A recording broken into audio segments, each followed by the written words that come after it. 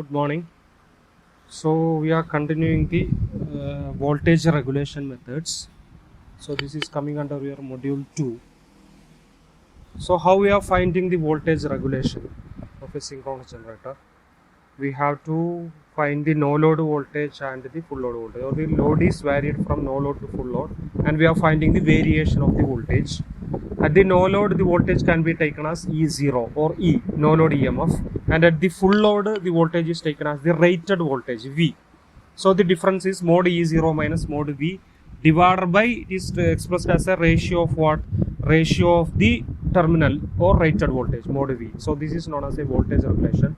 So we have to find this regulation. So which are the methods? There are two methods are used. One is direct loading method and another one is indirect methods. In the indirect methods, you can see three methods. One is synchronous impedance or EMF method. Second one is ampere turns or MMF method. Third one is zero power factor method or Pottier method. In a direct load test, the alternator is running at a synchronous speed and the terminal voltage is adjusted to its rated voltage value V. Now the load is varied. So here we are varying the load. Directly we are varying the load. First we are starting from the no load and the load is connected and the load is varied until ammeter and the wattmeter indicates the rated value. Up to that rated condition or the full load condition, we are varying the load.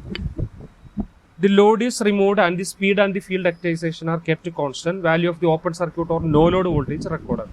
So first we are noting down the no load value, and the load is the machine is loaded up to the full load, and both the loaded value and the rated value of the voltage are we are getting that value, and we are finding the difference. This method of direct loading is suitable only for small alternators of the power rating less than 5 kVA only. There are some practical issues are there, so we are not using this method. We are using indirect methods. Three indirect methods are used to determine the regulation. One is EMF method and another one is MMF method and the third one is zero power factor method. Synchronous impedance or EMF method, here total reactive drop is considered as the leakage reactance drop. So we are having the reactive drop. Two types of reactive drops are there. One is leakage reactance drop, another one is armature reaction drop.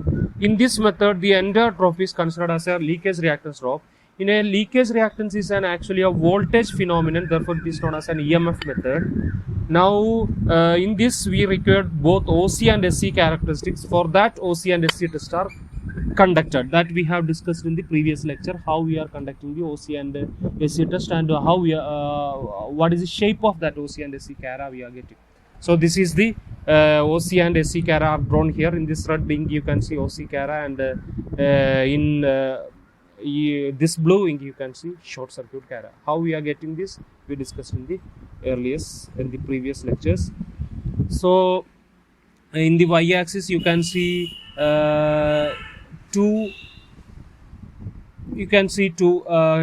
parameters. One is open circuit voltage, that is for open circuit cara, and another one is short circuit current, that is for short circuit cara. In both the cases we will be finding IF, field current. Both are drawn versus with respect to the field current. Now what is the procedure? The open circuit characteristics and the short circuit characteristics are drawn on the same curve. Both should have to drawn on the same curve. Determine the value of short circuit current. Determine the value of short circuit current ISC and gives the rated armature voltage per phase. That means here we have to find the rated voltage. So this is corresponding to rated voltage. This point is corresponding to the rated voltage. At this rated voltage, we are finding the corresponding short circuit current, or just to draw a line here. Point A is indicating the field current corresponding to the rated voltage. So rated voltage should be taken from OCC. Corresponding to that, we are finding the IF, and on that, corresponding to that IF, we are finding what is the value of ISC. So here taking the ISC value corresponding to that rated voltage.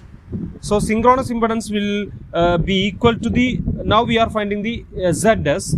How we are finding the open circuit voltage per phase divided by short circuit armature current. So this is for the same value of field current. So both should have the same value of field current. For the same value of field current, we are finding the open circuit voltage per phase and short circuit armature current. So we are finding this ratio and you are getting the ZS. So now synchronous reactance is determined as XS is equal to root of ZS square minus RA square. RA we can measure the resistance, armature resistance. There are some methods to find the armature resistance. DC voltage current test. You have studied in your measurements how you are finding the armature resistance. So from that you are finding XS. From the above figure, consider the field current IF equal to OA that produces rated alternator voltage per phase. Corresponding to this, the open circuit voltage is AB.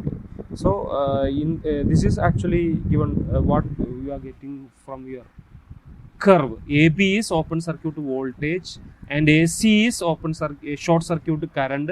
We are taking the ratio AB divided by AC. Then you will be getting the value. The regulation we are so what you are getting from that, you are getting the ZS value.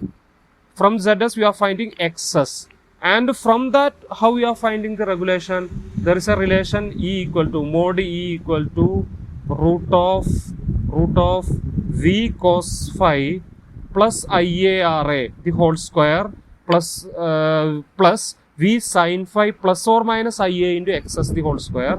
So in this, you know, all the values. V cos phi, V is the rated voltage, cos phi plus IA is the rated current into RA is also known, plus V sin phi plus or minus IA into XS. That XS value you obtained from this test. From this method you obtain that XS value. That XS value is substituted here and you are finding mod E. After finding mod E, you are finding the regulation like mod E minus mod V divided by mod V into 100%. So this is the equation. From this you are getting the regulation. So the regulation obtained by this method is always higher than that obtained by actual loading. So we discussed about the actual loading method first. So the regulation obtained by using this method will be always higher than the value obtained from the actual loading method. So this method is always known as a pessimistic method. So this is the method. By using this method, by using this EMF method, we are finding the regulation of an alternator. So with this, we completed that method, and the other methods we will be discussing in our next class. Thank you.